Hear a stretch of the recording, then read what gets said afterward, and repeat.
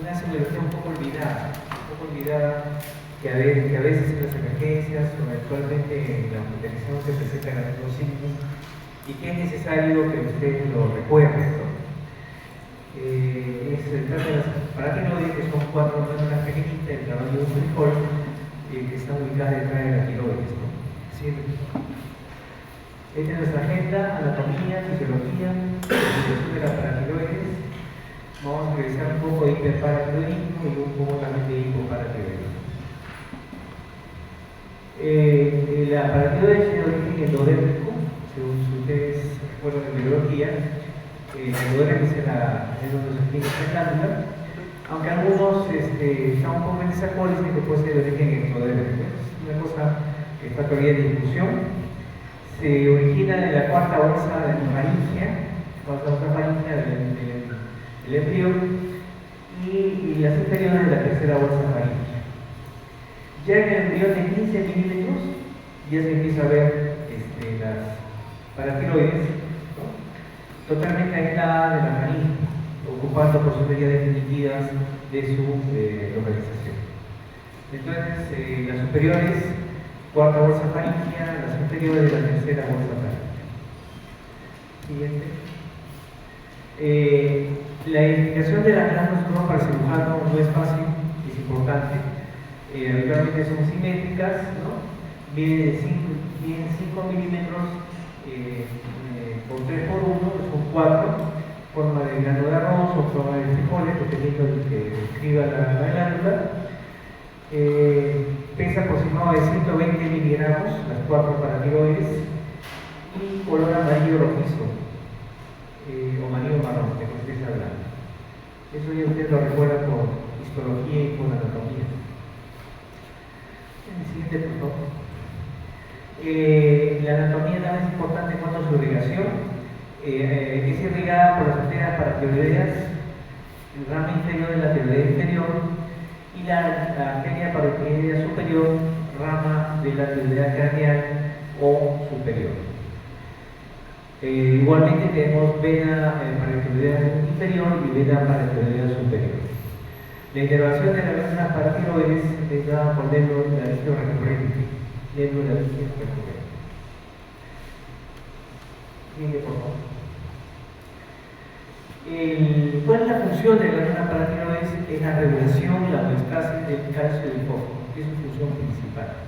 Por eso, cuando un paciente es operado de la tiroides y el cirujano no tiene cuidado de dejar una cantidad pequeña de esta glándula, este paciente queda con hipoparatiroidismo por vida. O sea, va a ser crisis de hipocalcemia de por vida, porque justamente ha retirado, desde el punto de vista quirúrgico, las glándulas que regulan este metabolismo.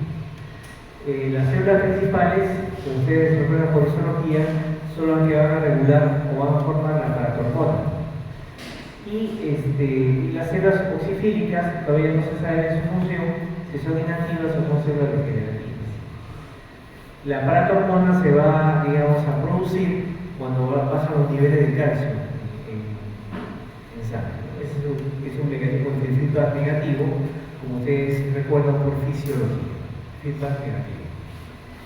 ¿Sí? Esta hormona, que es una hormona proteínica, es liberada por la glándula paratiroides, ¿no? Y es el regulador más importante del metabolismo de calcio y fósforo para evitar que haya un hiperparatiroidismo o haya hipoparatiroidismo, ¿no? Nuevamente, el mecanismo regulatorio para que esta hormona salga es el nivel de calcio. Si el nivel de calcio es muy bajo, estimula por feedback negativo y sale paratormona.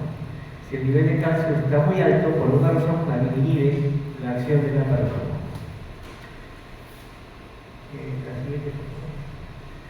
Como decía, es una hormona proteínica, tiene una cadena de 84 aminoácidos. No hay cistina y cisteína dentro de esos aminoácidos, es una característica importante de esta hormona, ¿no? Y los aminos terminales 1, 3 y 4 de la hormona paratiroidea son los que van a ejercer el efecto fisiológico de la hormona sobre el calcio. Los aminos terminales 1 y 3 y 4. Básicamente son el transporte mineral en el riñón y en el hueso. La hormona paratiroidea entonces mantiene la concentración de calcio líquido extracelular y directamente actúan sobre el hueso, sobre básicamente el osteoclasto, y el riñón sobre la absorción de calcio a nivel del tubo contorneado distal. E indirectamente lo va a actuar sobre el intestino a través de la síntesis de la 1,25 hidroxicodecalciferol.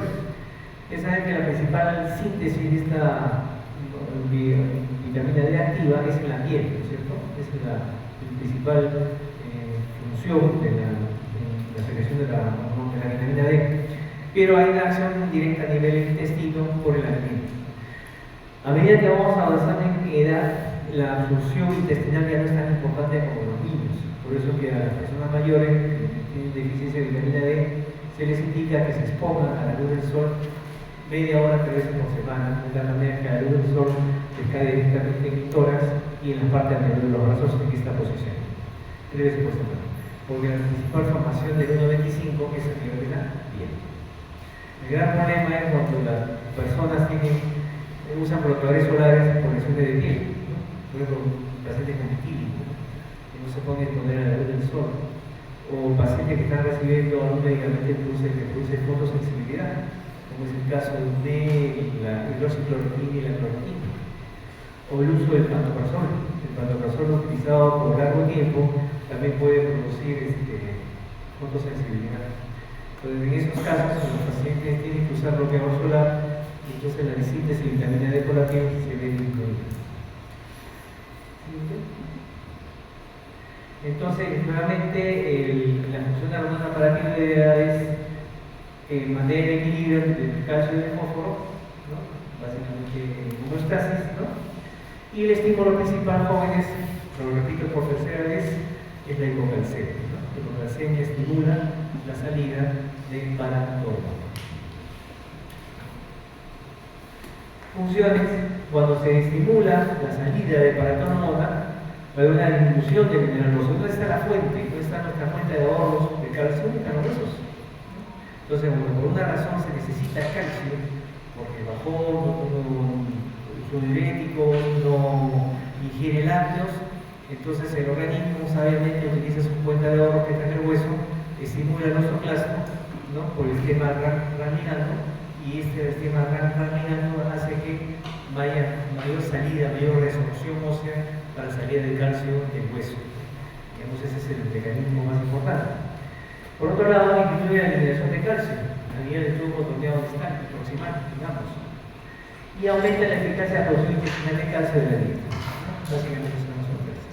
El gran problema es cuando el paciente está recibiendo IVPs, ¿no? Ustedes saben por farmacología que los inhibidores de bombas de protones bloquean la acidez, ¿no es cierto?, del estómago, que es el mecanismo de acción.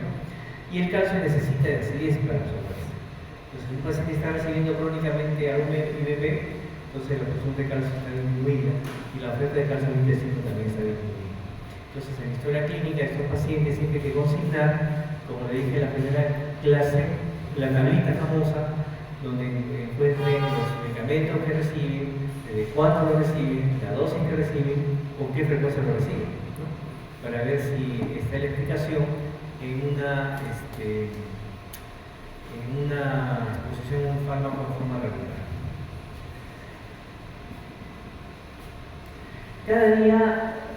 Cada día se intercambian hasta 12 milimoles, que eso equivale a 500 miligramos de calcio entre el líquido extracelular y el hueso. Es un equilibrio dinámico. Mientras este equilibrio se mantenga, no vamos a tener problemas de salida de paratormona.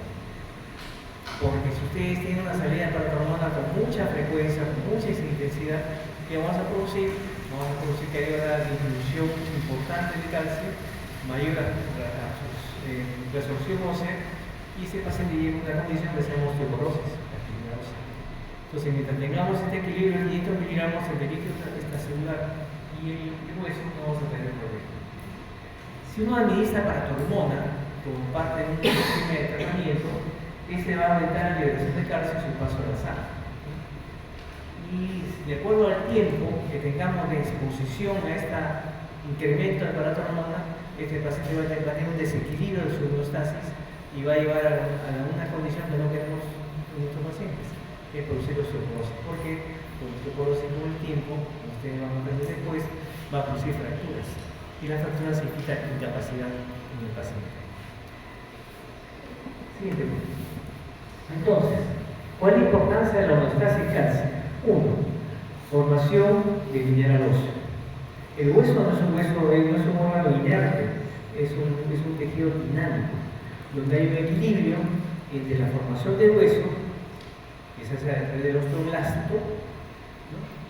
Y esto lo hace a través de la osteoprogesterina, que es una sustancia, un péptido que simula la formación del osteoblasto, pasa a osteocito, y una vez que el osteocito tiene que ser eliminado por viejo, lo hace a través del osteoclasto, ¿no?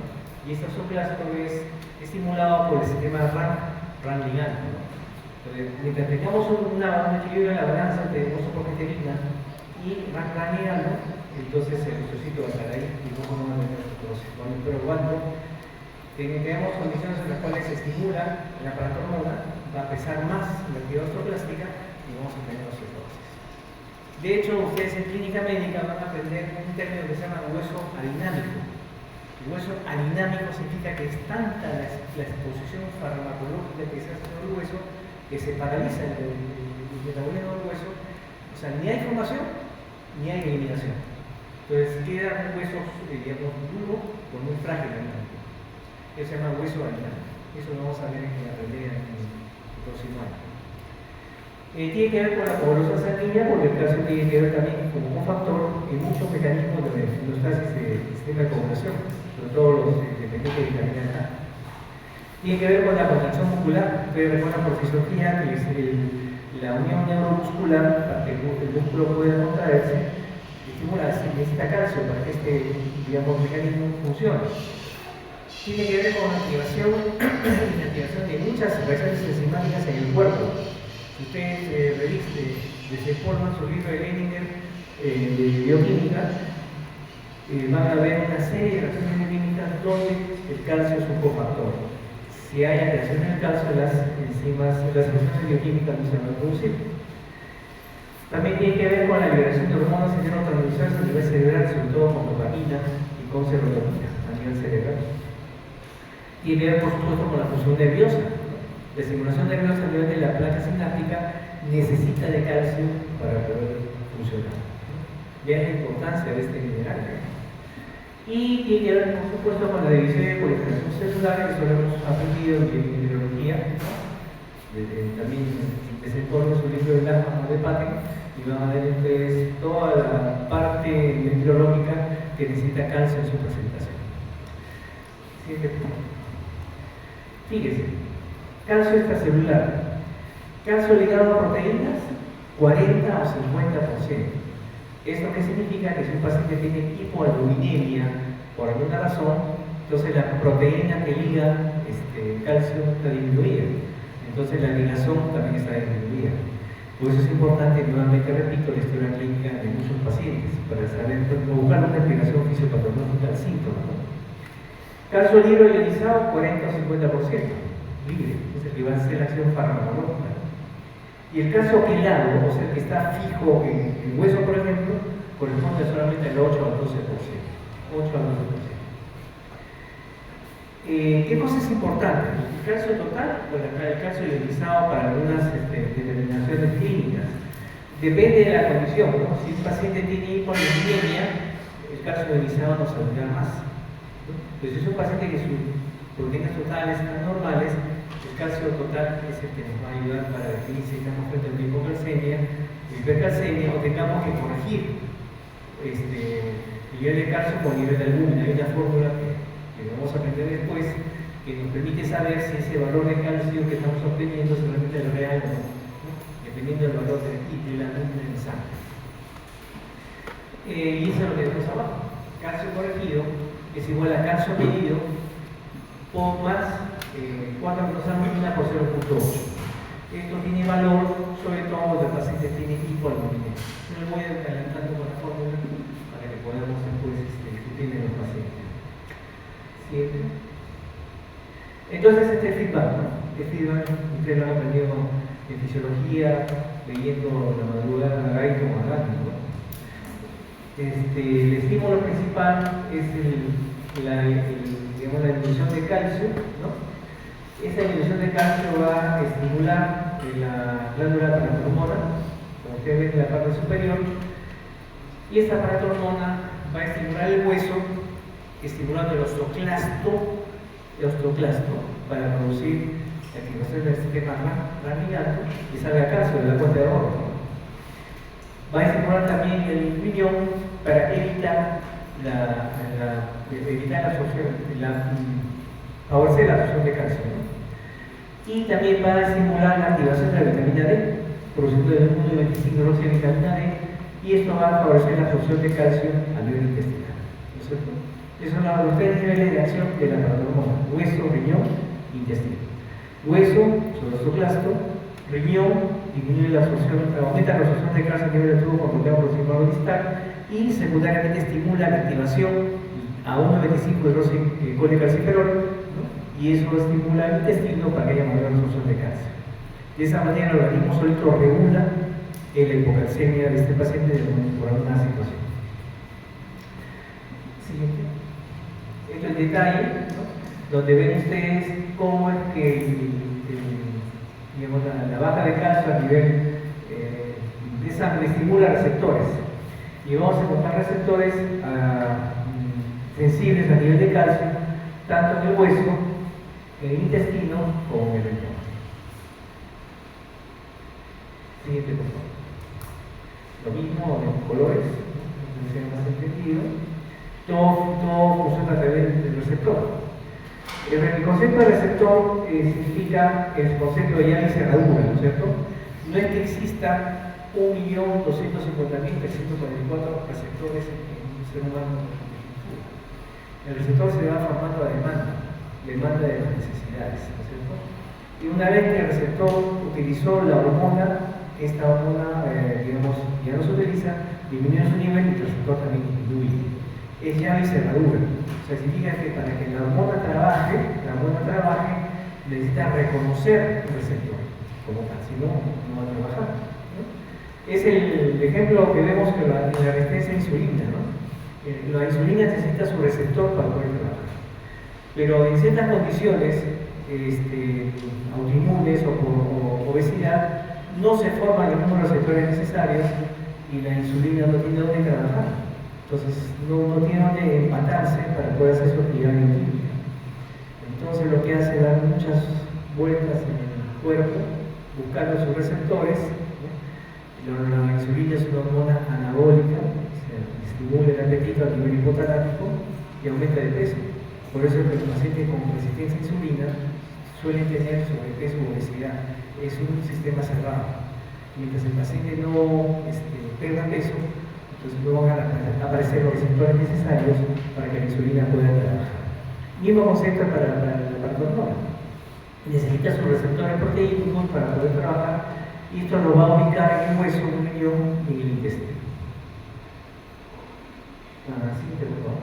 En resumen, entonces, la paratormona aumenta la absorción ósea de calcio y fosfato, ¿no es cierto? Aumenta la absorción de calcio en tubos renales distales, disminuye la absorción de fosfato en tubos renales, aumenta la producción renal de 1,25 de hidrocolecalciferol, y el efecto neto de estimulación de paratormona va a ser elevación de la calcemia y disminución de la fosfatemia. Entonces hacen efectos opuestos. Cuando tenemos una condición que, digamos, eleva la paratormona. El calcitriol, ¿no?, que es la forma activa de la vitamina D, ¿no?, que más que vitamina debe ser considerada una hormona, y es un tema, digamos, de discusión en la actualidad. Aumenta la transposición de ósea de calcio y de fosfato. Aumenta la resolución renal de calcio y fosfato. Eleva la producción intestinal de calcio y fosfato. Disminuye la producción renal de 1,25 de hidrocolecalciferol, y el efecto neto es aumenta la calcemia y fosfatemia. A diferencia de paratormona, que aumentaba la calcemia y disminuía la fosfatemia, acá con esta vitamina D aumentaba la producción. Hay un error que veo, por favor, es donde dice paratormona, se aumenta la resorción, ¿ya? Resorción, no es la absorción, sino resorción. igual para la calcitriol. Corríjanlo por favor, resorción ósea de calcio y fosfato. Siguiente por favor. La calcitonina, ustedes saben que es una hormona que es, digamos, con efectos opuestos a la hormona, tiene efectos al revés, ¿no? Disminuye la resorción ósea de calcio y fosfato, reduce la resorción renal de calcio y fosfato, disminuye la función intestinal de calcio, y el efecto neto de la calcitonina va a ser disminuir calcemia y fosfatemia, a diferencia de lo que ocurre con la vitamina D. Hemos aprendido también que el calcio es una sustancia que estimula la salida de paratonina, de tal manera que reduce el nivel de paratonina, ese efecto feedback negativo, ¿no? También disminuye el nivel de 1,25 de hidrocolesterol, aumenta la concentración de calcitonina y reduce los niveles de fosfato. Y el fosfato lo que hace es aumentar la concentración de paratonina, disminuye los niveles de 1,25 de hidrocolesterol y reduce la concentración de calcio en sangre por efecto opuesto. O sea, calcio y fosfato habitualmente tienen efectos opuestos desde el punto de vista fisiológico y bioquímico. El siguiente punto. Entonces, nuevamente, en resumen, el nivel de calcio en el plano debe ser regulado gracias a la paratonina en hueso y riñón mediante su receptor específico de tipo proteínico. Esto va a producir una resorción ósea a nivel osteoclasto, la célula clave en regular el metabolismo del calcio, va a favorecer la hidroxilación de 25 hidrocalciferol a 1,25 en el riñón, va a producir una resorción tubular de calcio y inhibición de la resorción tubular de fosfatos. Efecto neto a nivel del intestino y a nivel del riñón y del hueso, que son los tres, digamos, niveles de control de esta hormona. ¿Cómo actúa a nivel intrínseco? Una vez que la paratonina se fija en el receptor de la célula, va a producir síntesis de colágeno, descarboxilación de ornitina, descarboxilación de citrato y fosfatas alcalinas elevadas, y en adición va a generar remodelación ósea por el sistema ganglionar. Y esto es, por eso decimos al comienzo que el hueso era un tejido de tipo dinámico, ¿no? Hay equilibrio entre los osteoblastos y los osteoblastos en su actividad. Acá tenemos todas las sustancias que pueden intervenir en la regulación del calcio al hueso, ¿no? Salida de interleuquina 6, interleuquina 1, factores C, va a hacer que el preosteoclasto que viene de la sangre, los monocitos, el preosteoclasto se madure y generen formación del paratonina. Si es estimulada por la paratonina para que haya mayor resorción ósea a nivel de la porción final del hueso. Siguiente. De nuevo, lo mismo, la unión de la paratonina al receptor va a producir incremento del transporte de calcio, inhibición del glutamato y fosfato, que es justo opuesto, y eso va a generar una mayor absorción de calcio a nivel renal cuando se necesite regular el nivel de calcio en sangre. Fíjense la acción de la paratonina sobre el fosfato, ¿no? También tiene que ver con la sustancia del fosfato. Va a haber un filtrado diariamente a nivel glomerular, el 80% se resuelve en el tubo coroneo proximal de fosfato, ¿no?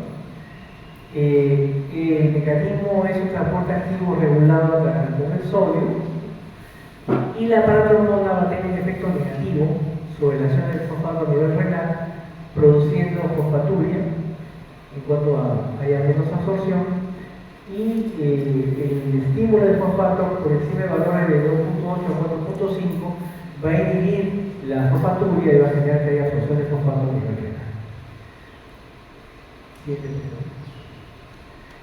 Este calendario es bien interesante, muy reciente, donde se compara el nivel de paratonina con el nivel de calcio sérico.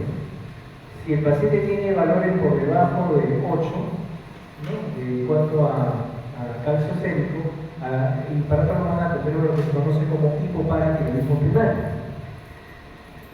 Si el paciente tiene valores entre 8 y 10, se considera como normal.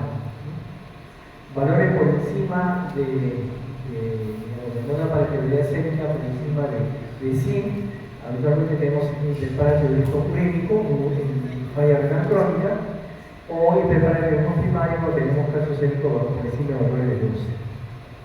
Los mayores valores de calcio sérico se ven en las neoplasias. Por eso es que la hipercalcemia, por encima de 12 o 13 valores de valor sérico normal, se considera como un marcador de neoplasia oculta. No se olviden ese detalle cuando hagamos historia clínica que sugiera un paciente con hipercalcemia con valores muy altos siempre buscar la posibilidad de que tenga una neoplasia oculta. Bien. Cuando uno sospecha trastornos paratiroideos, hay ciertas preguntas que hay que hacer en la historia clínica. Lo primerito es preguntar si el paciente ha sido operado de tiroides. Teóricamente, un paciente que es operado por cirujano hábil y que tiene que hacer una tiroidectomía total suele dejar los 7 octavos de una glándula paratiroidea para que pueda hacer efectos homeostásicos, 7 octavos de una glándula paratiroidea. Pero a veces, por condiciones de dificultad anatómica, sacan la tiroides por las 4 glándulas. Y ese paciente, como comentaba al comienzo de la clase, puede quedar como hipoparatiroideo de por vida. Entonces, preguntar siempre por cirugía o también por irradiación reciente de glándula tiroides o cuello por cáncer de tiroides. La radioterapia también lesiona las glándulas paratiroideas. Los síntomas cardinales de un paciente con hipercalcemia son poliuria, polidipsia, que son, digamos, a veces indiferentes a un paciente que tiene diabetes, ¿no? Ustedes han aprendido en diabetes que la poliuria, polidipsia y la polifagia son las 3 P. Uno ve un paciente con diabetes, ¿no? A veces los pacientes con hiperparatiroidismo y hipercalcemia tienen estos síntomas. Luego la fractura por fragilidad también es un dato importante para trastornos de paratiroides. Logrado dominar los estreñimientos, ¿no? Pacientes que súbitamente se estreñen y no hay ningún factor nutricional o actividad física que regule, que explique este síntoma, siempre buscar la posibilidad de poner una hipercalcemia oculta, estreñimiento de inicio reciente. Obviamente, también pensamos en la neoplasia, ¿no? Neoplasia de colon. Calambres musculares, también, si bien el caso regula la unión neuromuscular para el movimiento del músculo, el exceso de calcio lleva calambres, ¿no? Lleva calambres. Y el otro mecanismo es porque al haber elevación de calcio suele haber disminución de magnesio, eso es por fisiología. La hipomagnesemia también te lleva a calambres musculares.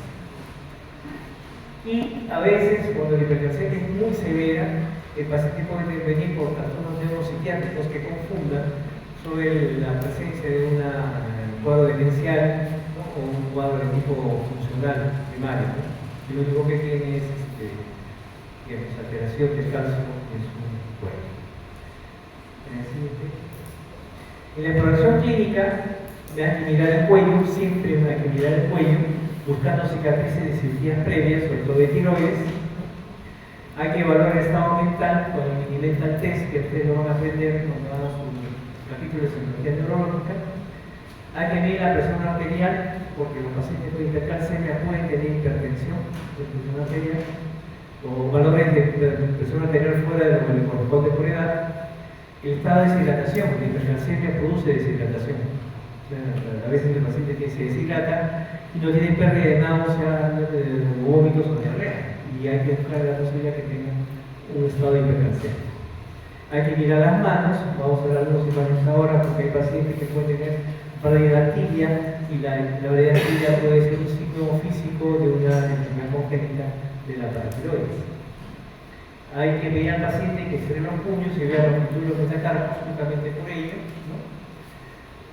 Buscar debilidad muscular, hiperreflexia, también por compromiso de la unión neuromuscular, buscar signos de tetania latente para buscar hipocalcemia, ¿no? fracturas recientes y dolorosas a la palpación, la llamada queratopatía en banda, que son calcificaciones corneales, eso lo vemos con oftalmólogo para estado de hipercalcemia.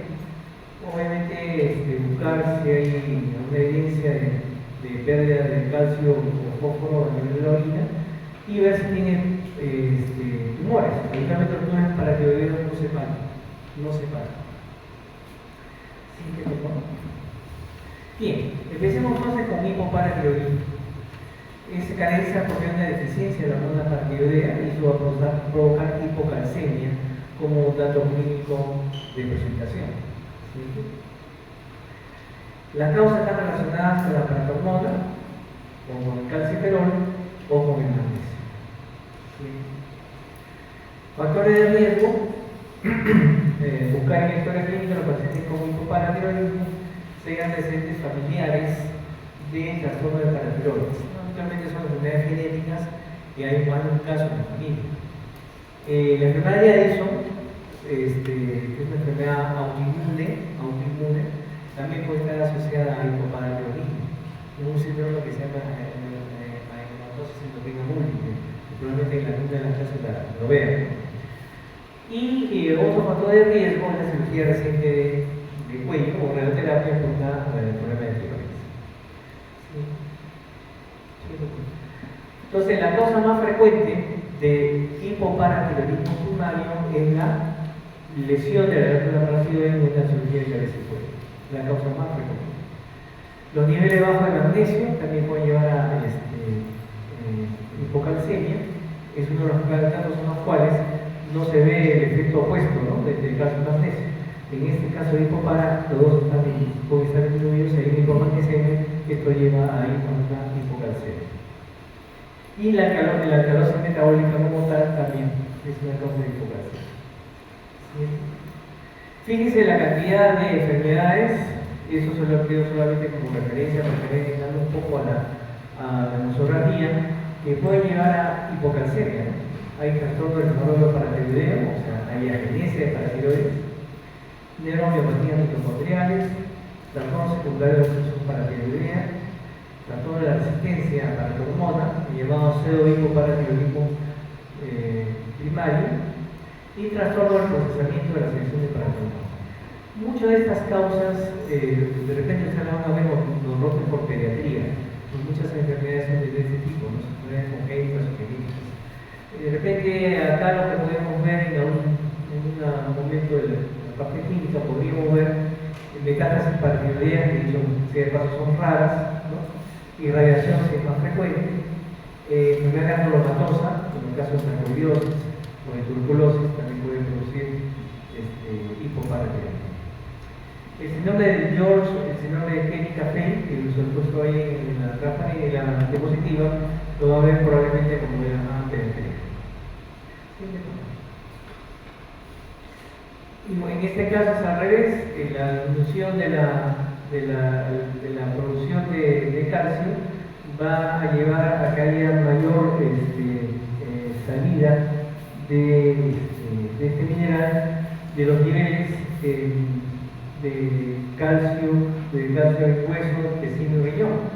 De tal manera que la hipocalcemia trata más bien de proteger la excesiva salida de este mineral de estos tres niveles para no producir mayor destrucción.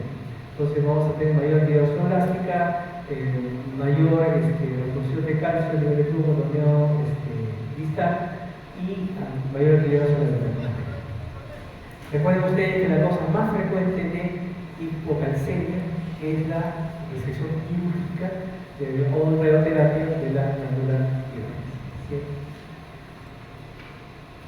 El paciente con hipoparatiroidismo va a tener astenia, generalmente vespertina, fatiga fácil, porque hay compromiso de la estimulación neuromuscular, va a haber pérdida de peso, por compromiso sarcopénico, al no haber estimulación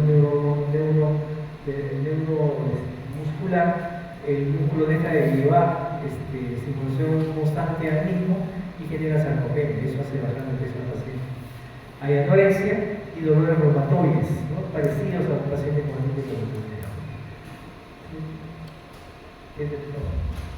Puede haber dispepsia, entonces dispepsia con mala absorción de la vitamina D, flatulencias, náuseas y vómitos. Puede haber diarrea, a diferencia de hipercalcemia que produce estreñimiento. El paciente con hipocalcemia va a producir diarrea y prurito abdominal.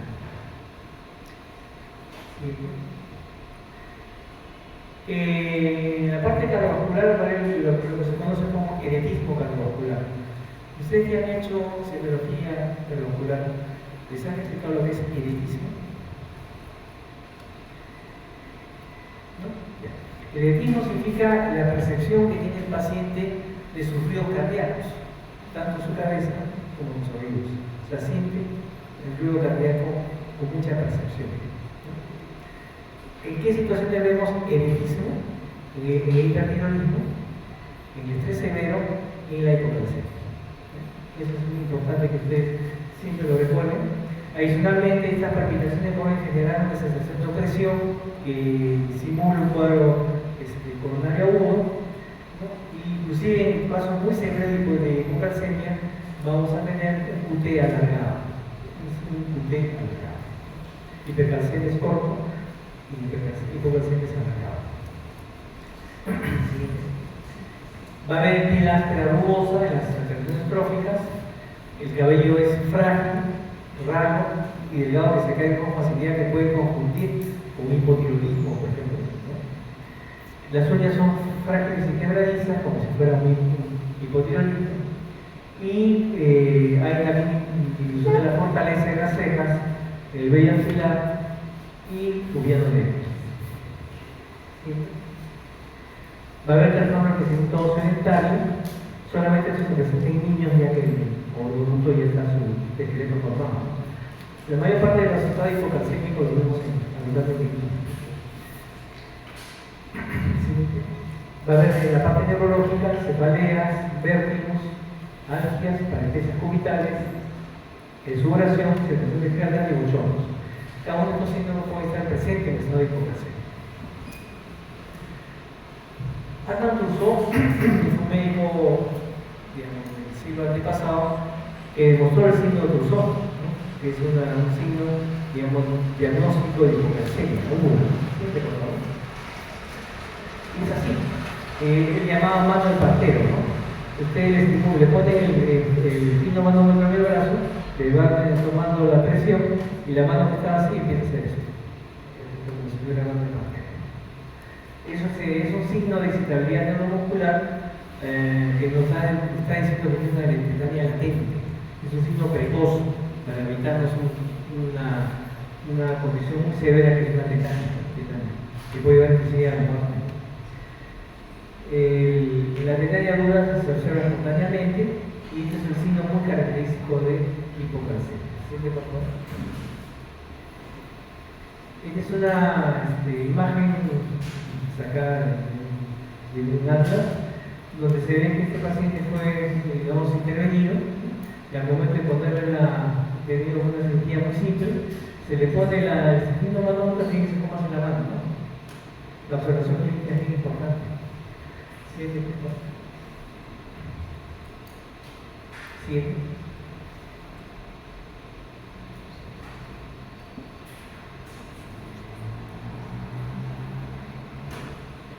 Otra vez.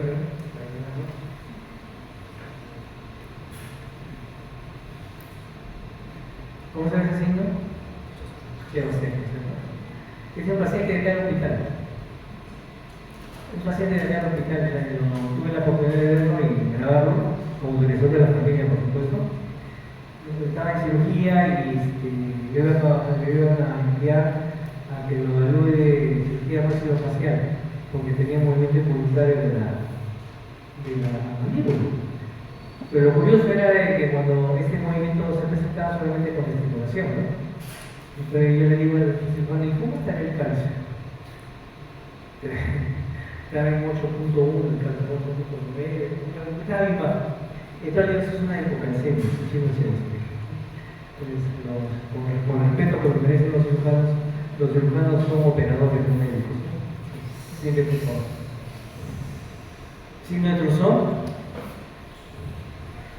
Tenemos otros signos que están descritos en los libros antiguos, ¿no? de semiología, y los traigo para que tengan conocimiento, ¿no?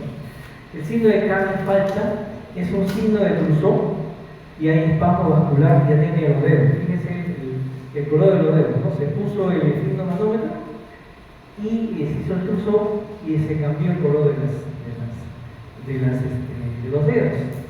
Te dice, uy, tiene Raynaud. No, no es un Raynaud, es una tecaña con un Trousseau y vasoespasmo arterial de los dedos. Algunas veces se ve, ¿no? Se ve cuando uno se busca, ¿no? En medicina jóvenes, el que busca encuentra, el que no busca no encuentra, ¿no? Si uno va dirigido a examinar a un paciente buscando un signo, lo va a encontrar, ¿no? Sí, ¿no? Es el signo de Sebastien que hemos visto en la grabación que les he traído, ¿no? Se percute sobre la mitad, más o menos la mitad, de la línea que extiende del conducto auditivo externo y la conducción bucal. Tiene que hacerse con un martillo, eso es lo que dice la semiotecnia, pero en la grabación lo hemos hecho con la mano, ¿no? Se estimula la zona del nervio facial anterior, se obtiene la contracción de los músculos faciales. También, al igual que el Trousseau, es un signo de tecaña en la técnica. Ha sido descrito en escarlatina, que es una enfermedad infecciosa y ya no se ve. El último caso de escarlatina lo vimos de estudiante de pediatría 3 y de niño con la doctora Imelda Quinto, que era una persona muy reconocida, muy agradecida. Es el último caso de escarlatina que he visto. Mixedema, instalación y listeria. Siguiente, por favor. Hay tres variantes según la secretaría de los libros clásicos. La variante tipo 1 se puede utilizar el COT por frote del lóbulo de la oreja, ¿no? Produciendo la contractura del músculo auricular de los párpados. El COT 2 es la percusión de un punto situado 1 centímetro por debajo del proceso sigmático temporal y 2 centímetros delante del lóbulo de la oreja. Y el COT 3 al percutir sobre los 2 tercios superiores de la línea que une la comisura labial con el lado sintomático, se contrae la comisura labial. Esto lo traigo como información porque lo van a encontrar ustedes en su libro de semiología y en otros casos, si el COT 1 no funciona, tienen plan B y plan C, que es el COT 2 y 3. El signo de Frank-Hochwald consiste en la producción de un signo de Trousseau espontáneo. El paciente espontáneamente hace el signo de Trousseau, pero en el antebrazo opuesto, en el cual se colocó el manguito de la presión arterial. Como si yo tomo la presión del derecho, hago que el lado izquierdo. Es un signo de hipoglucemia marcada. Signo de Frank-Hochwald. El signo de Weiss se percute la trama temporal del nervio facial y se obtiene la contracción de los músculos auricular, superciliar y frontal, completando el signo. El signo de Escherich es la percusión de la comisura labial que provoca la propulsión de los labios hacia adelante, como si fuera un beso. Se estimula la zona de la comisura y hace como si fuera un signo prefrontal, más complejo que un signo prefrontal. Cuando ustedes ven los niños y los ancianos mayores, y hay deterioro cognitivo por edad, y los signos prefrontales uno debe producir, se les estimula la boquita y hacen eso. Si ustedes han tenido niños en casa, bebitos, ustedes ponen el dedo en la boca y hacen eso, como si fuera succión. Es el reflejo de succión. Parecido a eso. Se ha descrito también la fase de Kupfenheimer, que es la contracción de toda la musculatura de la cara, como se percute. Siguiente, por favor. Hay signo de hiperexcitabilidad mecánica, el signo de Lust y el signo de Schlesinger, ¿no? El signo de Lust es la presión dorsal y abducción del pie al percutir el peroneo, o sea, nos vamos al miembro inferior, ¿no? Justamente por debajo de la cabeza del peroneo. Y el signo de Schlesinger es el espasmo de los músculos extensores de la rodilla y los músculos de la pantorrilla o de la pierna. Este día se flexiona por la cadera, se llama el fenómeno del pull. El fenómeno del pull significa que se tira con fuerza un brazo que está levantado y se observa contractura del músculo del mismo lado. Siguiente. El signo de Schütze, que también es un signo de hiperexcitabilidad mecánica, ese aumento de la estabilidad muscular directa. Cuando se golpea o se percute la lengua y se forma una depresión circunscrita, ¿no? Eso es un signo también escrito en su libro de semiología. El signo de Hoffman, que puede ser sensitivo motor, sensitivo significa irritación mecánica trigémino en sus puntos de emergencia que provoca dolor local inmediato. El signo de Kashida es espasmo de los músculos de perestesia producidos por la aplicación de calor o de frío. El signo de ERF, ya lo vemos en electromiografía, cuando los pacientes son sometidos a un procedimiento, tiene un umbral bajo frente a estímulos eléctricos que provoca espasmo campo-operatorio, que es parecido al punzón. Hay un resumen de los signos, ¿no? Inclusive la hipoglucemia severa puede producir opistótomos, ¿no? Opistótomos significa una contractura, una flexión de todo el cuerpo en arco, como no solo que algunos pacientes que tienen estados funcionales con propiedades conocidas como esteria. Bien, entonces yo acá, adelantándome la pregunta que usted me va a hacer seguramente, diría que de todos los signos que he presentado, yo solamente he visto dos: el trusón y el celosteno. Pero les tengo que traer, por cuestiones de formación, todos los signos posibles que pueden aparecer. En medicina no es absoluto. Ustedes pueden tener un paciente que justo hace el signo de Schlesinger o de Kashir, y ustedes se acuerdan que por lo menos lo vimos en una clase teórica. Estos signos no se encuentran en los libros modernos de semiología convergente. Se encuentran en los libros clásicos ya viejitos, que se encuentran ahí tirados en la biblioteca de San Fernando de Mejía, que son los de María Justiniano. Ahí pueden ustedes ampliar un poco la visión. El síndrome de tetania, entonces, son de dos tipos: la tetania latente, Chebostén-Trusson, y la tetania manifiesta, que es el opistótomos, que es la imagen que estamos viendo en la parte inferior, que a veces eso lo hemos visto, pero en pacientes que tienen crisis disociativas, crisis histéricas, ¿no? En el paciente que tienen crisis disociativas o histéricas, lo que se produce es una hiperventilación, o sea, empieza a respirar superficialmente, y esa respiración superficial altera el CO2, y alterar el CO2 produce hipocalcemia, ¿no? Ese es el mecanismo fisiológico de conservación.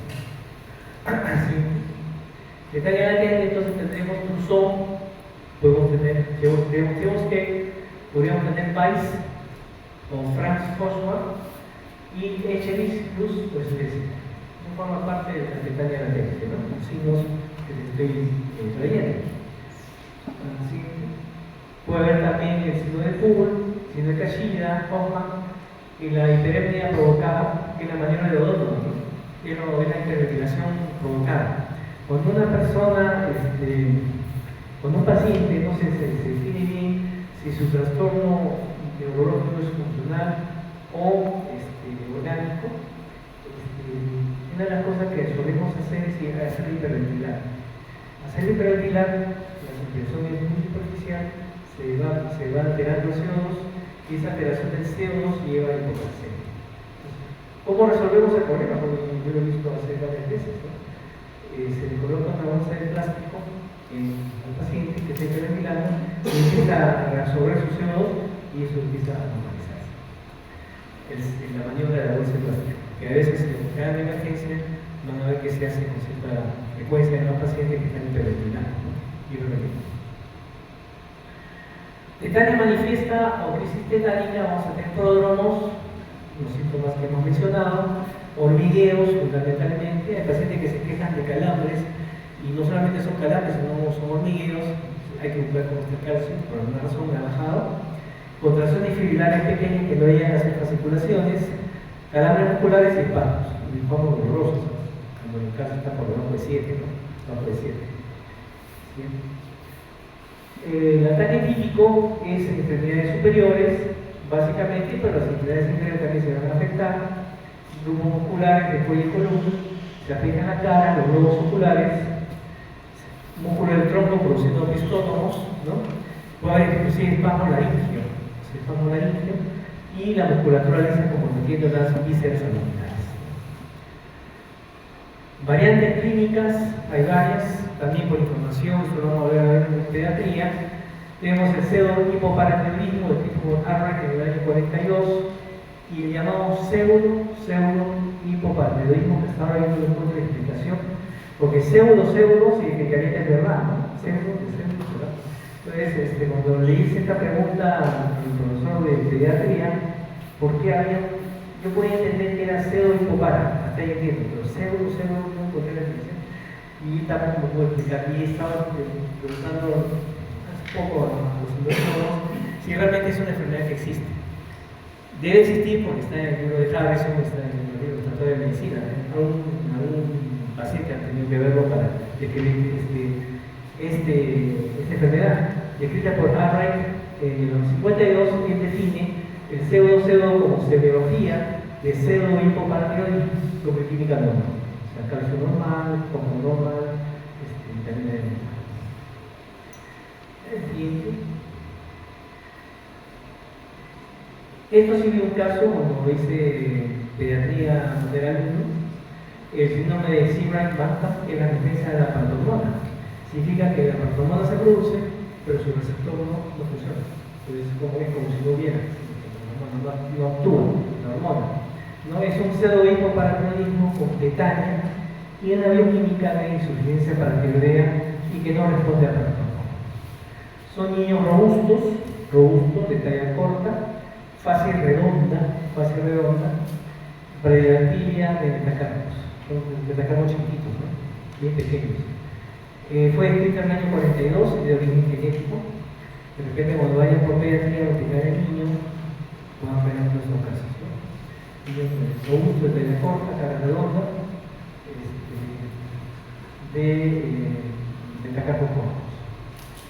Resistencia a la respuesta. Bien, ahora nos vamos a otro lado. Pacientes con hiperparatiroidismo. Eso es hay un exceso de hormona paratiroidea. Entonces ya no vamos a tener hipocalcemia, sino vamos a tener hipercalcemia e hiperfosfatemia. Siguiente, por favor. El factor de riesgo, género femenino, tiene un riesgo 3 veces mayor de mujeres luego de la menopausia. Mayores de 60 años generalmente, puede formar parte de una neoplasia endocrina múltiple y es radicalmente de origen genético, aunque en el caso mixto sacan el uso de otro origen, como vemos a continuación. Siguiente, por favor. Fíjense todas las causas que pueden producir hipercalcemia, ¿no? La causa más frecuente de hipercalcemia es hiperparatiroidismo primario, es decir, un adenoma, un tumor benigno de la paratiroides, o un cáncer de paratiroides. El tratamiento con paratohormona exógeno, hablamos de osteoporosis, le vamos a explicar que una parte importante del tratamiento, que llamamos tratamiento anabólico, se utiliza paratohormona exógena para esta condición. El exceso de esta paratohormona exógena puede producir hiperparatiroidismo. Neoplasia maligna, ¿no? Está hipercalcémico por encima de 13, es siempre un marcador para buscar neoplasia oculta, ¿no? Ya sea como tumor primario o ya sea con metástasis, ¿no? Las metástasis que van generalmente a hueso producen actividad de osteoclasma y producen hipercalcemia, ¿no es cierto? Porque se destruye el hueso. Cáncer de mama, cáncer de próstata, cáncer pulmonar, cáncer digestivo, cáncer de útero, cáncer de tiroides, van generalmente a hueso y eso produce hipercalcemia. Hay tumores que pueden producir citoquinas parecidas a la hormona, el llamado paratohormona-like por tumores. O sea, linfomas, por ejemplo, pueden producir una citoquina parecida para la hormona, en general esto de hipercalcemia, no por enfermedad paratiroidea, sino por producción exógena tópica de esta sustancia. La inmovilización. Los pacientes que están postrados mucho tiempo en cama, porque están con una enfermedad debilitante, están fracturados de cadera o de columna, y no hay estimulación mecánica sobre el hueso subcontral, y eso genera osteoporosis. La generar osteoporosis por debilidad, eso produce hipercalcemia. Hay que tener cuidado con los pacientes que estén inmovilizados, para producir estimulación mecánica con terapia física de la parte muscular. Existe lo que nosotros un concepto que se llama osteosarcopenia, es decir, el paciente puede tener osteoporosis y puede tener también sarcopenia. Esos dos factores van a estimular los osteoclastos para que haya salida del calcio en exceso y posible hipercalcemia. El hipertiroidismo también, o sea, el exceso de hormona tiroidea estimula el osteoclasto y eso genera osteoporosis y hipercalcemia. La intoxicación por vitamina A, felizmente ya no se utiliza vitamina A con regularidad, salvo en algunos casos de acné, donde se utiliza retinoide, ¿no? Como parte del tratamiento de acné severo. El retinoide, que es un derivado de vitamina A, tomado por largo plazo, podría producir también hipercalcemia. Y la enfermedad de pared ósea, que es una enfermedad de baja prevalencia, donde hay estimulación directa de los huesos planos, sobre todo los huesos planos, para producir hipercalcemia. Siguiente, por favor. El cuadro clínico de hipercalcemia puede variar desde sintomática leve hasta una situación grave y mortal. Los síntomas están en función de la edad del paciente, los procesos patológicos primarios que pudiera tener, las enfermedades concurrentes y la velocidad de desarrollo, ¿no? Como muerto en medicina, a mayor velocidad de desarrollo, mayor posibilidad de tener síntomas, digamos, a temprana edad o a temprano inicio de la enfermedad. Habitualmente los síntomas van a alterar el compromiso renal, digestivo, cardiovascular, neuromuscular y sistema nervioso central.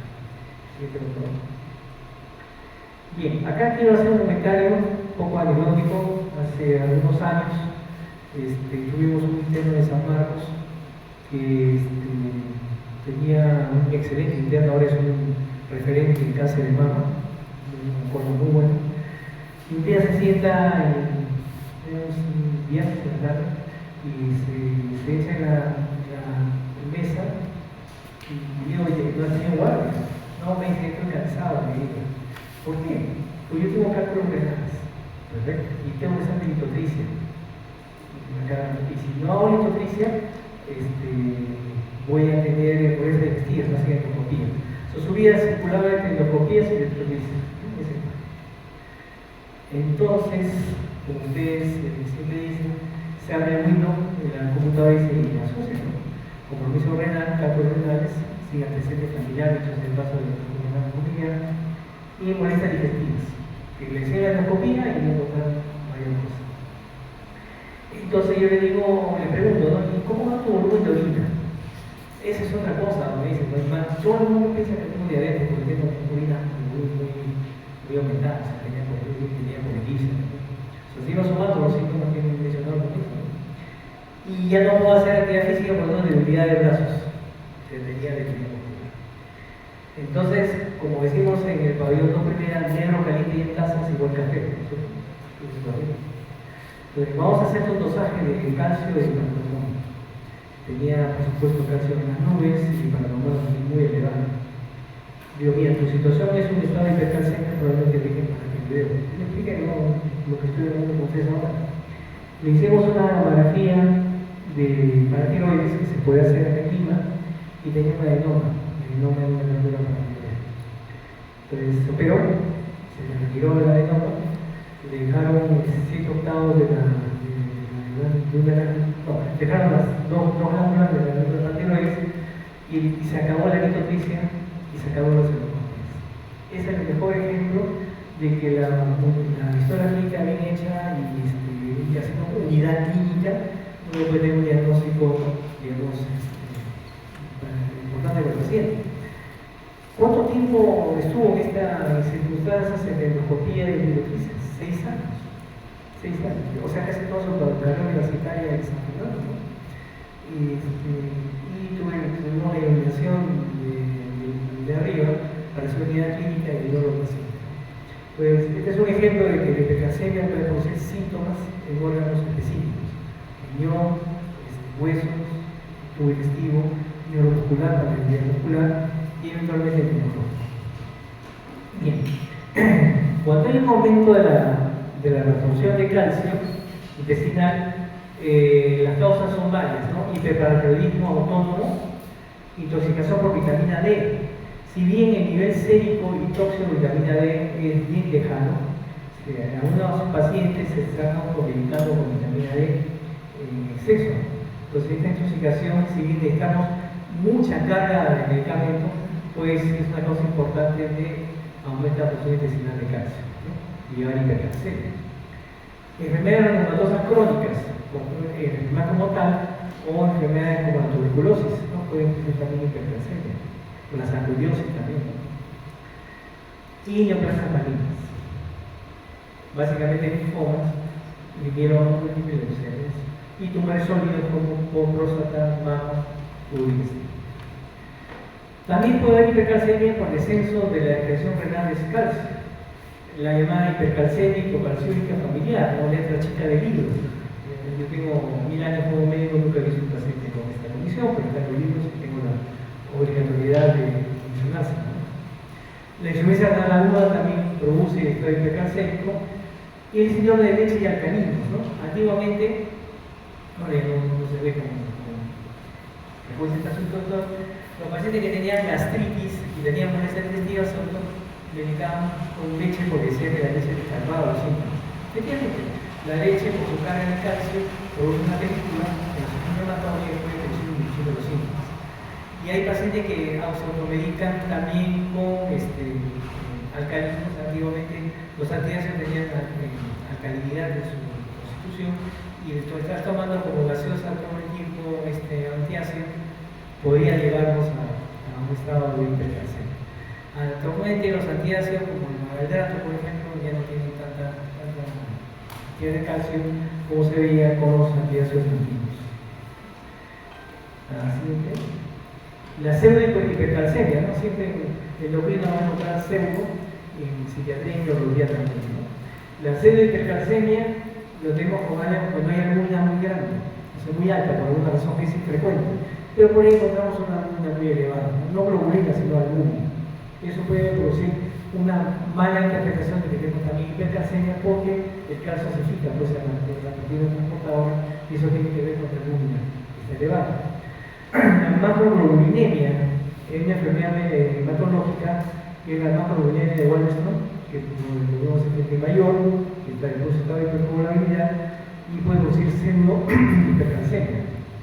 Y una más común también la hiperlipidemia. Pacientes que tienen colesterol o triglicéridos muy elevados pueden tener una mala interpretación a nivel laboratorial que puede producir también calcio elevado sin que el paciente lo tenga. Entonces se llama pseudo-hipercalcemia. Otras causas descritas que no tienen un mecanismo muy claro es la insuficiencia suprarrenal, el feocromocitoma o los lipomas, que son tumores neuroendocrinos digestivos, ¿no? La sobrealimentación parenteral y la hemodiálisis. Puede producir también, en algunas circunstancias, hipercalcemia, pero como repito, hasta el momento no se conoce el mecanismo. Pero se detiene.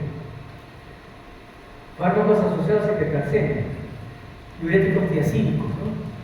Se usan tiacidas en hipertensión, se utilizan tiacidas en cirrosis hepática, por ejemplo, que lo vamos a aprender en el curso de medicina, y la autoadministración, ¿no? O sea, hay mujeres y varones que utilizan diurético para, entre comillas, bajar de peso, porque lo único que están produciendo es deshidratándose, inclusive las reacciones metabólicas, tanto a nivel del músculo como a nivel del calcio. Los análogos de vitamina D, ¿no? El llamado calcitriol, ¿no? Pueden producir también estado de hipercalcemia. A veces los pacientes nutridos con sospecha de raquitismo, subdolorinos, se puede dar calcitriol, pero con un tiempo prudente, no para toda la vida. Análogo de vitamina A, como el caso de los retinoides, tener cuidado con pacientes que están tratando de separar. El carbonato de litio, ¿no? que es un fármaco que se utiliza para en la enfermedad bipolar, puede producir también hipercalcemia. Estrógenos y antiestrógenos, ¿no? El citrato clopifeno, que es un antiestrógeno, que no sé si aprender en ginecología, también está escrito que puede producir hipercalcemia. La hormona de crecimiento, ¿no? La somatotrombina, ¿no? Que teóricamente solamente debe ser indicada en talla corta. Digo teóricamente porque ahora los nuevos gimnasios, para aumentar masa muscular, se están inyectando hormonas de crecimiento. y no solamente para aumentar la masa muscular joven, sino también para mejorar la distribución eléctrica, mejorar el performance en el ring de las cuatro perillas. Entonces, se está automedicando como hormona de crecimiento y eso va a tener problemas serios a corto plazo. Porque la hormona de crecimiento es anabólica y por lo tanto tiene riesgo para desarrollar una coronaria aguda. Así está atento como asociado a hipercalcemia. La minofilina y la teofilina, ustedes de repente ya no lo van a conocer, en mi época era el manejo de la crisis hepática aguda. Cuando el paciente tenía asma descompensado, se le ponía la adrenalina subcutánea en prenosis y luego se da minofilina, el manejo de la crisis hepática. Ahora el manejo de asma, como van a aprender ustedes en clínica, se hace básicamente con inhaladores o nebulizadores. Y la PTH recombinante, que es el medicamento que mencionaba a la mitad de la clase, que se utiliza como terapia anabólica para manejo de osteoporosis. Entonces, hiperparatinoidismo es la causa más frecuente de hipercalcemia en la parte clínica. Hay formas aisladas o familiares. Habitualmente el hiperpara es de 0.51% de prevalencia. Mujeres a varones 3 a 1, por cada 3 mujeres y un varón. La edad de incidencia máxima entre 60 y 70, en caso de mencionar de un joven de 22 años, 23 años. Se sale un poco de la estadística. Etiología, enoma paratiroideos, 80-85%. Hiperplasia 15 a 20, carcinoma de paratiroides, menos de 1%. O sea, la causa más frecuente es la enoma paratiroides. También hay causas hereditarias, que lo quiero entrar un poco a la discusión, probablemente en pediatría, en los adultos la causa más frecuente sigue siendo hiperparatinoidismo primario por una enoma paratiroides. Acá lo que sabemos es que por alguna condición previa la enoma paratiroides produce exceso de paratormona. Y el producir exceso de paratormona va a actuar a 3 niveles, no sé si hemos aprendido: a nivel óseo, a nivel digestivo y a nivel renal. A nivel óseo va a producir incremento de la resorción ósea, estimulando el osteoclasto mediante el sistema raminal, inhibiendo, o sea, la balanza se inclina para el osteoclasto, inhibiendo la acción del osteoclasto, negando el osteoclasto. A nivel de tubo digestivo va a producir una mayor eficacia de la acción de la 1,25 dihidrocolecalciferol, estimulando la absorción de calcio. Y a nivel renal tiene dos funciones: estimula la pase de 25 dihidrocolecalciferol a 1,25 a nivel renal y produce una mayor reabsorción ósea a nivel tubo contorneado proximal y distal. Son los 3 niveles de acción del exceso de hormona paratiroidea. ¿Qué vamos a tener como manifestación clínica? El sistema nervioso central, nuevamente astenia, generalmente vespertina. El paciente se levanta bien y en la tarde empieza el decaimiento. Lasitud, cansancio, ¿no? Como diciendo algo, como aburrimiento, ¿no? Como que ya no quiere hacer las cosas. Muchas veces se confunde con depresión, ¿no? Depresión es la otra condición, pérdida de memoria, demencia y psicosis y coma, por exceso de calcio a nivel cerebral. Inclusive hay un signo radiográfico que es bueno mencionarlo, que es el signo de Farr. El signo de Farr significa calcificaciones de los ganglios basales, ¿no? Producto de una hipercalcemia severa, producida a su vez por un estado de hiperparatinoidismo. Es el llamado signo de Farr. Farr se escribe F-A-H-R. A nivel ocular tenemos la neuropatía en banda y cataratas, que son también signos de hipercalcemia. A nivel digestivo, lo que mencionaba en el caso de este médico, ¿no? Úlcera péptica, puede haber herpes, colelitiasis, pancreatitis y estreñimiento. Siguiente, por favor. A nivel esquelético vamos a tener osteopenia, que es pérdida de mineral óseo, puede haber osteoporosis, fracturas, pueden producir quistes óseos, tumores pardos o tumor marrón de hiperparatinoidismo. Pregunta clásica de curso de patología cuando hacen práctica, ¿no? Le ponen un tumor marrón de hiperparatinoidismo, ¿no? En una serosa, ¿no? En pleuro, en peritoneo, en meninge, ¿no?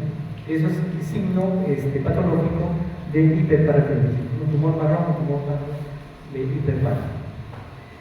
Fibrosis medular y osteosclerosis.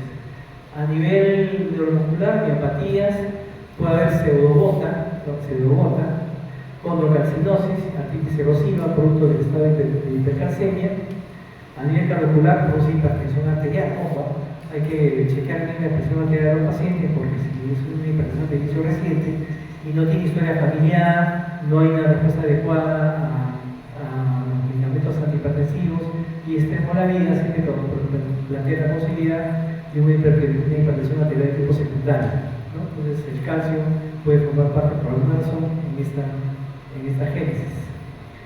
Hipertrofia reticular izquierdo, acá a diferencia de hipocalcemia que se alargaba el QT, entonces hemos aprendido con el doctor Torres, Ernesto Torres, que el QT se acorta el QT cuando hay estado de hipercalcemia. Rigidez arterial, calcificaciones vasculares y cardíacas como signos de la enfermedad, y a nivel renal, poliuria, que puede confundir con una diabetes, por ejemplo, polipsia, nefrolitiasis y acidosis celular. Entonces, en gráfico, todo lo que puede producir hipercalcemia, nefrolitiasis, nefrocalcinosis, puede producir fractura osteoporótica, puede producir cráneo de sal y pimienta, está olvidando el cráneo de sal y pimienta, que son manifestaciones de zonas de hiperdensidad y hipodensidad, como si fuera salpicadura de sal y pimienta, es un signo de hiperparterismo primario. Tenemos también la mayor flexibilidad de las extremidades, hay también queratopatía en panda, que eso lo vemos con el oftalmólogo, puede haber pancreatitis, puede haber rigidez vascular y generalmente es producido por un adenoma de la pancreatitis. Siguiente. Estos son signos que a veces hemos visto en la práctica clínica, la resolución ósea subperióstica, como vemos en las flechas, como si hubiera un espacio entre el periósteo y el hueso mismo, luego salir peroneal, es un signo radiográfico, digamos, característico de hipercalcemia por hiperparterismo primario, disfunción ósea subperióstica. Penachos falángicos también se ve cuando hace semiología radiográfica, el llamado cráneo sal y pimienta, ¿no? Que no es un mieloma múltiple, no son lesiones que sugieran mieloma porque son lesiones muy pequeñitas, como si fuera la salpicadura de sal y pimienta, es un signo radiográfico de hiperparo. ¿Sí? El tumor marrón de hiperparatiroidismo, lo que llamamos también osteoclastoma, en este caso la imagen está puesta en el metacarpo digital, en los dedos también, pero bien la localización puede ser pleural, como se ve en la imagen radiográfica, puede ser también facial, ¿no? Y la parte del carrillo se está depositando ese osteoclastoma o tumor marrón de hiperparo. Queratopatía en banda. Y la forma secundaria, que sería la otra causa de hiperparatiroidismo, generalmente tienen dolores óseos, hay calcificaciones ectópicas, hay prurito, generalmente por las noches, sin lesión primaria, signo también característico de hipercalcemia. Insuficiencia renal, osteomalacia, osteitis fibrosis forma clínica de presentación de un hiperparatiroidismo secundario. ¿Sí? El hiperparatiroidismo puede formar parte de una neoplasia endógena múltiple. Eso también es importante que lo sepan desde el punto de vista semiológico. El llamado MEN1, el MEN2A o MEN2B.